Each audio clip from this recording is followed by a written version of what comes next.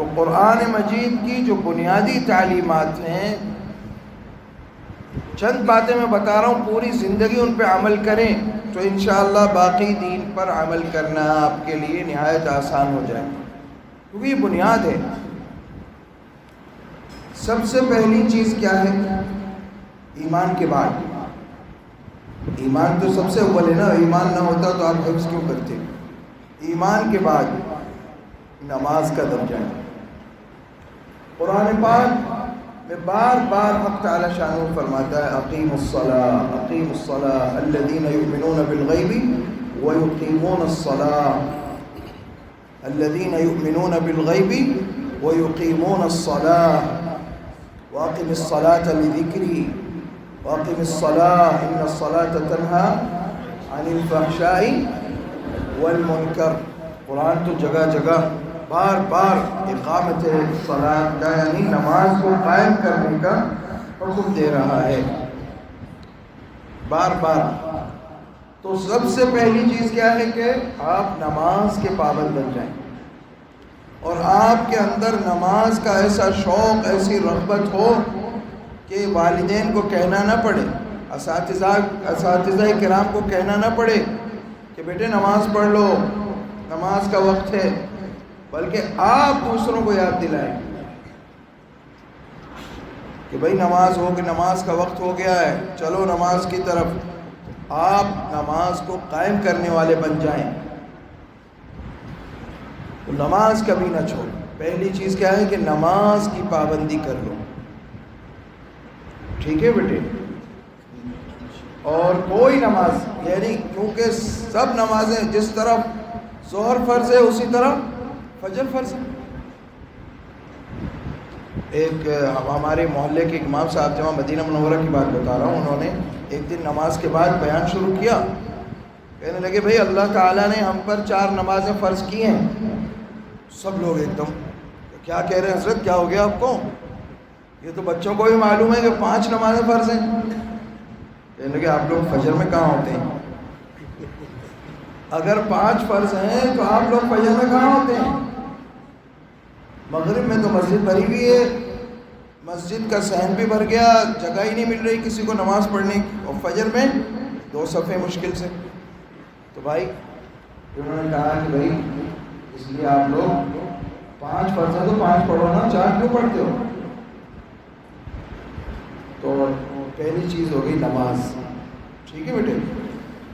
دوسری چیز ہے والدین کی اطاعت و فرما برداری، اور اللہ تعالیٰ نے فرمایا انشکر لی ولوالدیک ووصینا الانسان بوالدیہ احسانا اور ووصینا الانسان بوالدیہ حسنا۔ ایک جگہ احسانہ فرمایا اور ایک جگہ حسنا فرمایا۔ فرمایا کہ ہم نے حکم دے دیا انسان کو کہ اپنے والدین کے ساتھ تو اچھا سلوک کر۔ اچھے سلوک سے کیا معنی مراد ہے؟ سب سے پہلی چیز تو ہے کہ ان کی بے ادبی نہ کریں، ٹھیک ہے؟ ادب کریں۔ دوسری چیز کیا کہ جائز امور میں ان کی فرما برداری کریں۔ بعض دفعہ ایسا ہوتا ہے والدین کہہ رہے ہیں یہ کر لو، آپ کی سمجھ میں نہیں آ رہا لیکن کام جائز ہے، تو اپنی سمجھ کو چھوڑ دو، والدین کی بات مان لو، اس میں خیر و برکت ہو، ٹھیک ہے؟ تو دوسری چیز کیا ہے؟ والدین کی فرما برداری اور ان کی خدمت جس حد تک تم کر سکو۔ اور والدہ کا حق تو 3 درجے زیادہ ہے، والد کے مقابلے میں والدہ کا حق 3 درجے زیادہ ہے، کیونکہ انہوں نے جو تکلیفیں اٹھائی ہیں وہ باپ نے نہیں اٹھائیں۔ باپ نے جو تکلیفیں اٹھائی وہ دوسری نوعیت کی ہیں، ماں کی تکلیفیں دوسری نوعیت، لیکن ماں کمزور اور ضعیف ہوتی باپ کے مقابلے میں۔ تو اس لیے سرکار دو عالم صلی اللہ علیہ وسلم کے پاس ایک صاحب آئے، کہنے لگے سب سے زیادہ حسن سلوک میں کس کے ساتھ کروں؟ فرمایا امک، اپنی والدہ کے ساتھ۔ پھر پوچھا اس کے بعد فرمایا امک، پھر پوچھا فرمایا امک، 3 بار فرمایا ماں کے ساتھ حسن سلوک کر، ماں کی خدمت کر۔ کہا پھر یا رسول اللہ؟ فرمایا ثم اباک، پھر باپ کا نام لیا۔ تو معلوم ہوا آج کل بہت سے لڑکے ایسے ہوتے ہیں کہ باپ کی تو مونچھوں سے ڈرتے ہیں نا، اور ماں سے بدتمیزی کرتے ہیں۔ جو بیچاری اٹھا رہی ہے، تیار کر رہی ہے، ناشتہ کرا رہی ہے، کپڑے دھو رہی ہے اور ہر تکلیف اٹھا رہی ہے اولاد کے لیے، اس سے بدتمیزی کر رہے ہیں. باپ کا تھوڑا بہت ادب کر لیتے ہیں، ماں کا نہیں کرتے. ماں کی خدمت اس کو اپنا نصب العین بناؤ.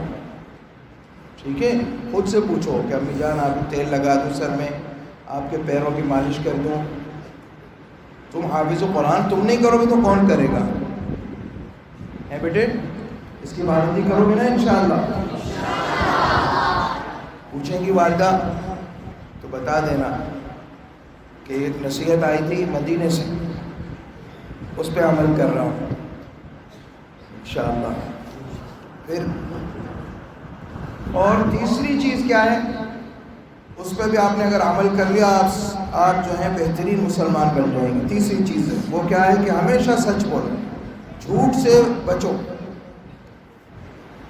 ہمیشہ سچا. اگر تمہاری غلطی ہو تو بھی بتا دو.